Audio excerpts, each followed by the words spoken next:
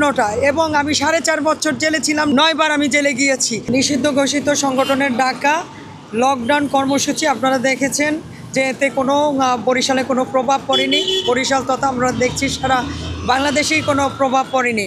আমরা তাদের যে লকডাউন কর্মসূচি দিয়েছে সেই ঘোষণার সাথে সাথে আমরা 11 তারিখ থেকে 11:30 রাত্রে আমরা নেমেছি। সেই দিন থেকে আজ পর্যন্ত আমরা মাঠে আছি এবং কালকে সারা রাত আমরা কাজ করেছি। আমরা কোথাও কোনো কিছু দেখতে পাইনি। কিছু 5-7 জন কালকে একটু এক জায়গায় সংগঠিত হওয়ার চেষ্টা করেছিল।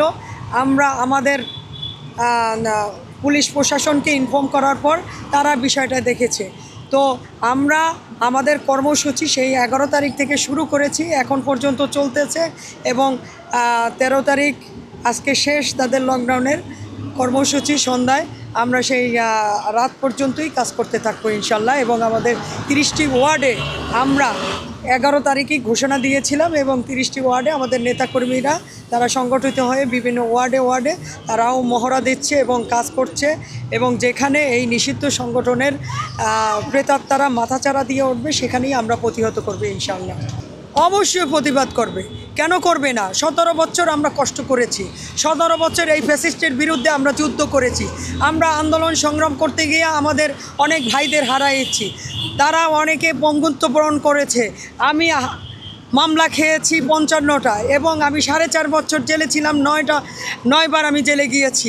এরকম আমাদের অনেক হাজার নেতাকর্মী জেল খেটেছে, গুম হয়েছে, মামলা হামলা শিকার হয়েছে, ব্যবসা বাণিজ্য শেষ হয়েছে, সংসার জীবন শেষ হয়েছে।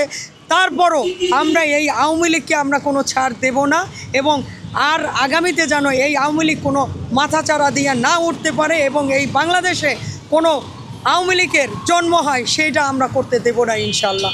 আমরা মাঠে প্রতিহত করব এবং আমরা সব সময় আমরা মাঠে অ্যাক্টিভ আছি এবং রাজপথে আছি, রাজপথে থাকব এবং রাজপথই আমাদের ঠিকানা ইনশাল্লাহ।